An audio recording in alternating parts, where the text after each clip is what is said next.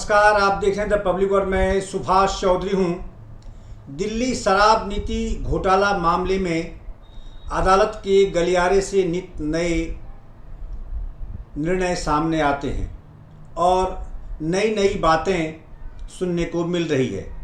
कुछ नए डेवलपमेंट भी आते रहते हैं। जैसे कल सुप्रीम कोर्ट से घोटाला मामले के आरोपी सांसद राज्यसभा से आम आदमी पार्टी के संजय सिंह को जमानत मिल गई और यह बड़ी राहत है आम आदमी पार्टी के लिए, उसकी राजनीति की दृष्टि से, पार्टी के अस्तित्व को बचाए रखने की दृष्टि से भी, क्योंकि पार्टी नेतृत्व विहीन लगभग हो चुकी थी। एक पंजाब के सीएम भगवंत मान को छोड़कर सभी बड़े नेता जेल चले गए हैं। यहाँ तक कि दिल्ली के मुख्यमंत्री अरविंद केजरीवाल भी ईडी की गिरफ्त में हैं और अब वो न्यायिक हिरासत में हैं, तिहाड़ जेल में। तो ऐसे में पार्टी के सामने बहुत संकट की स्थिति पैदा हो गई थी। ये अलग बात है कि पार्टी के जो नेता बाहर हैं या फिर दिल्ली सरकार के मंत्री हैं, इस बात को वो स्वीकार नहीं करते हैं। लेकिन हकीकत यही है कि किसी भी राजनीतिक दल के अगर प्रमुख नेता, उसके संयोजक या फिर उसके राष्ट्रीय अध्यक्ष ही अगर जेल चले जाएं, तो फिर पार्टी का नेतृत्व कौन करेगा? यह निश्चित रूप से एक कठिनाई भरी बात है, इसमें कोई दो राय नहीं है। आज पुनः अदालत से कुछ नई बातें सामने आई है। अरविंद केजरीवाल ने दिल्ली हाई कोर्ट में अपनी गिरफ्तारी, यानी ईडी ने जो उनको गिरफ्तार किया है, उस गिरफ्तारी के खिलाफ याचिका दायर की थी और इस मामले पर आज सुनवाई हुई। इसी संबंध में मैं आपके सामने जो अपडेट है वो रखने की कोशिश करूंगा। और इससे पहले कि मैं अपनी बात शुरू करूं, आपसे गुजारिश है कि अगर आपने अब तक हमारे चैनल द पब्लिक वर्ल्ड को सब्सक्राइब नहीं किया है तो इसे ज़रूर सब्सक्राइब कर लें। आपका सहयोग हमारे लिए बहुत मजबूती प्रदान करने वाला है और हम लगातार इस प्रकार की खबरों को लेकर आपके साथ हमेशा आते रहेंगे, आपके लिए हम आते रहेंगे। तो शराब घोटाला मामले में दिल्ली के मुख्यमंत्री अरविंद केजरीवाल की ओर से दायर याचिका पर दिल्ली हाईकोर्ट में आज सुनवाई हुई। केजरीवाल ने अपनी गिरफ्तारी और निचली अदालत की कस्टडी के खिलाफ हाईकोर्ट में याचिका दायर की थी। अदालत ने बुधवार को फैसला सुरक्षित रख लिया है। अगली सुनवाई की तारीख अभी तय नहीं हुई है। अदालत ने दोनों पक्षों से कहा है कि अभी अगर कल तक कुछ और लिखित में आप देना चाहते हैं, यानी जिसे WS कह सकते हैं, रिटर्न स्टेटमेंट होता है, अगर कुछ और अपना WS देना चाहते हैं तो वो दे सकते हैं। अरविंद केजरीवाल की तरफ से वरिष्ठ वकील अभिषेक मनु सिंघवी ने कहा कि कोर्ट को यह देखना होगा कि चुनाव में सभी पार्टियों को बराबर का मौका मिले। जो लेवल प्लेइंग फील्ड की बात की जाती है बार बार विपक्ष की ओर से, कांग्रेस पार्टी की ओर से, इंडिया गठबंधन की ओर से और आम आदमी पार्टी की ओर से, जिस प्रकार की शिकायत की जाती है कि उन्हें लेवल प्लेइंग फील्ड नहीं दी जाती, मतलब एक समान उनके लिए चुनावी मैदान नहीं है, उनके साथ कानूनी अड़चन पैदा की जा रही है, विभिन्न प्रकार की कठिनाइयाँ उनके सामने पैदा करने की कोशिश सत्ता पक्ष द्वारा की जा रही है या सरकारी एजेंसियों द्वारा। उनका सीधा सीधा आरोप वर्तमान केंद्र सरकार यानी नरेंद्र मोदी सरकार पर है। इस केस में चुनाव से पहले गिरफ्तारी करके पार्टी को खत्म करने की कोशिश की गई है, ऐसा अभिषेक मनु सिंघवी ने कोर्ट के समक्ष अपनी दलील में कहा। बहरहाल केजरीवाल के वकील ने कोर्ट में क्या कुछ कहा उसको मैं विस्तार से आपके सामने रख रहा हूँ। केजरीवाल ने बहस के दौरान मनीष सिसोदिया का भी नाम लिया, यानी केजरीवाल ने नहीं बल्कि केजरीवाल के वकील ने बहस में अपना तर्क प्रस्तुत करने के दौरान, अपनी दलील प्रस्तुत करने के दौरान उन्होंने मनीष सिसोदिया का भी नाम क्यों लिया, आगे मैं आपको बताता हूँ। बहस के दौरान केजरीवाल की तरफ से पेश हुए वरिष्ठ वकील अभिषेक मनु सिंघवी ने मनीष सिसोदिया का जिक्र किया और कहा कि उनके मामले में 100 करोड़ रुपए पर अदालत ने कहा था कि ये डिबेट का मैटर है। ये कहना है सिसोदिया को जमानत नहीं मिली लिहाजा मैं गिरफ्तारी को चुनौती नहीं दे सकता, यह ईडी का तर्क गलत होगा। अभिषेक मनु सिंघवी ने आगे कहा, मान लीजिए कि किसी को रिश्वत लेते पकड़ा गया हो, ऐसे में क्या पीसी एक्ट या इनकम टैक्स एक्ट लगेगा या फिर ईडी पीएमएलए लेकर कूद जाएगी? ये मनी लॉन्ड्रिंग का मामला कैसे हो सकता है? इस बात का कोई सबूत नहीं है कि वो यानी केजरीवाल मनी लॉन्ड्रिंग में शामिल थे। ये सोचा भी नहीं जा सकता कि दिल्ली के सीएम हवाला संभाल रहे थे। अतिरिक्त सॉलिसिटर जनरल जो ईडी की ओर से पेश हो रहे थे, उन्होंने कहा कि आतंकवादी, मतलब उनका कहना कि आतंकवादी का बहुत ही खराब उदाहरण दिया, यानी दिल्ली के मुख्यमंत्री को एक तरह से आतंकवादी की संज्ञा दी एएसजी ने। ये बहुत ही खराब उदाहरण है, ऐसा केजरीवाल के वकील अभिषेक मनु सिंघवी का कहना था। केजरीवाल की तरफ से वकील द्वारा यह कहा गया कि गिरफ्तारी की टाइमिंग ही ईडी की मंशा पर सवाल उठाने के लिए पर्याप्त है। ईडी का पहला समन अक्टूबर में जारी किया गया था, गिरफ्तारी मार्च में जाकर होती है। टाइमिंग देखा जाए, पीएमएलए के तहत गिरफ्तारी के लायक कोई सबूत ईडी के पास नहीं है। बिना किसी बयान को दर्ज किए इस केस में गिरफ्तारी की गई है। पीएमएलए के सेक्शन 15 और 19 में दिए गए प्रावधानों पर यह गिरफ्तारी खरी नहीं उतरती है। पहले समन और गिरफ्तारी के बीच केजरीवाल का बयान दर्ज नहीं किया गया, ऐसा अभिषेक मनु सिंघवी ने अपनी दलील में कहा। उन्होंने कहा कि ईडी का यह कहना कि केजरीवाल ने समन का पालन नहीं किया, यह एक गुमराह करने वाला बयान है। पीएमएलए के तहत जमानत आसानी से नहीं मिल पाती है, इसलिए सेक्शन 19 के तहत जो गिरफ्तारी दिखाई गई है वह भी सख्त है। इसीलिए ईडी ने जो गिरफ्तारी की है वह भी खरी नहीं उतरती है।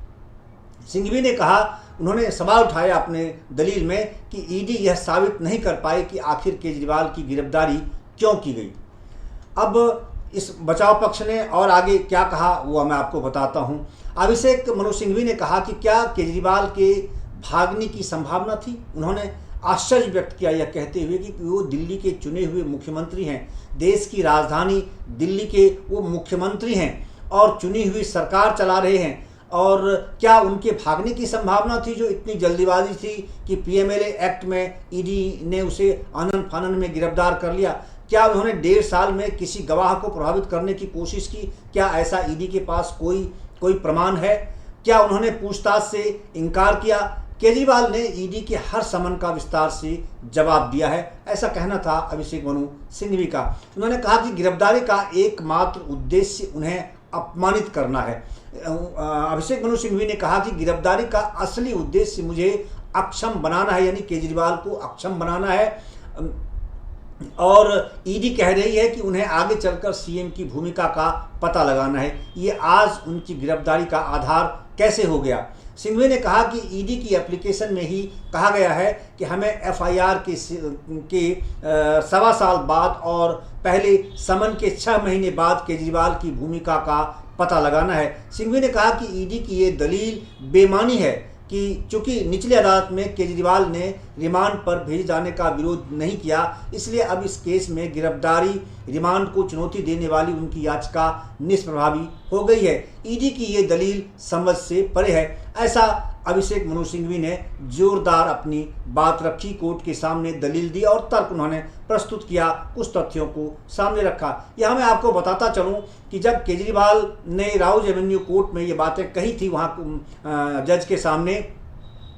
उन्होंने कुछ बातें रखी थी अपने गिरफ्तारी से संबंधित और सवाल खड़े किए थे कि जब इतने गवाह जो पहले थे और उन्होंने इतनी बार हमारे खिलाफ कोई बयान नहीं दिया और एक बार बयान दिया, कुल मिला के 4 गवाहों ने काफ़ी गवाही के बाद, जब वो पहले आरोपी थे, लंबे समय तक वो अपने बयान पर कायम रहे, उसके बाद उन्होंने अंत में जाकर एक बयान उनके खिलाफ दिया और फिर उनको सरकारी गवाह बनाकर, अप्रूवर बनाकर उनको जमानत दे दी गई। तो ऐसे में क्या 4 लोगों के कहने से, केवल आरोप लगाने से या गवाह देने से इतने लंबे समय बाद क्या किसी मुख्यमंत्री को गिरफ्तार करने के लिए वह काफ़ी था? इस प्रकार का बहुत ही तार्किक सवाल केजरीवाल ने खड़ा किया था। इस पर बड़ी चर्चा देश में हुई थी। आज उसी से संबंधित अगला स्वरूप आज अभिषेक मनु सिंघवी ने कोर्ट के सामने, हाई कोर्ट के सामने रखने की कोशिश की।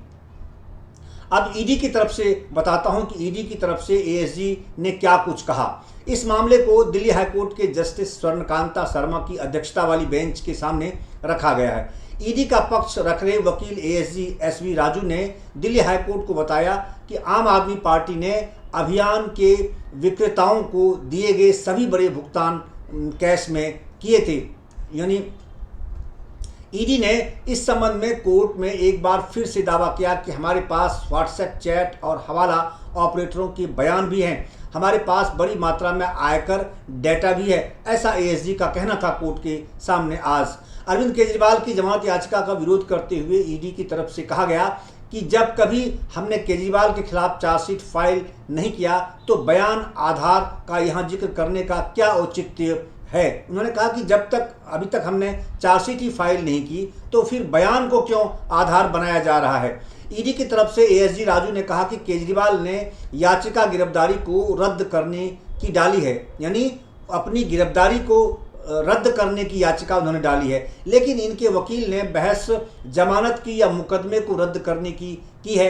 ईडी ने कहा कि अगर हम प्रॉपर्टी अटैच करेंगे तो ये कहेंगे कि चुनाव है और हमें शामिल नहीं होने दे रहे हैं, और नहीं करेंगे तो ये दलील देंगे कि क्या कुछ मिला, कोई रिकवरी हुई। ईडी के वकील एएसजी राजू ने कहा कि मामले पर कल भी सुनवाई की जा सकती है क्योंकि उन्हें याचिका की सही प्रति नहीं सौंपी गई है, यानी जो उसकी कॉपी होती है। जैसे जब आप कोर्ट में कोई मैटर, आप कोई याचिका दायर करते हैं तो जिसको आप आरोपी बनाते हैं या जो दूसरा पक्ष होता है, आपका ही काम होता है कि वो उनको भी आप उसकी एक प्रति कोर्ट में जो आप सौंपते हैं उसकी एक प्रति आप संबंधित यानी दूसरे पक्ष को भी आप देंगे। तो इस मामले में एएसजी राजू ने कहा कि उन्हें जो वास्तविक प्रति है याचिका की केजरीवाल की, वो प्रति उन्हें अभी तक नहीं मिली है, इसलिए आगे भी सुनवाई हो सकती है। ईडी की तरफ से कहा गया कि केजरीवाल ने पहले रिमांड आदेश को चुनौती दी है जो 26 मार्च को हुई थी। आज 3 अप्रैल है, 28 मार्च को दूसरा रिमांड आदेश पारित किया गया,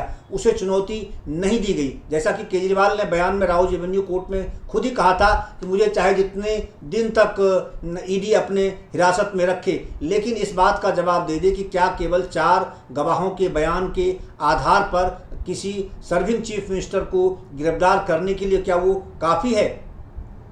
न्यायिक हिरासत के तीसरे रिमांड आदेश को चुनौती नहीं दी गई है, ऐसा ईडी के वकील का कहना था। उन्होंने कहा इसलिए आज उनकी हिरासत या गिरफ्तारी पहले रिमांड आदेश के अनुसार नहीं है, यह 1 अप्रैल के आदेश के अनुसार है जिसे चुनौती नहीं दी गई है, ऐसा ईडी का कहना था। ईडी के वकील एएसजी राजू का यह तर्क था।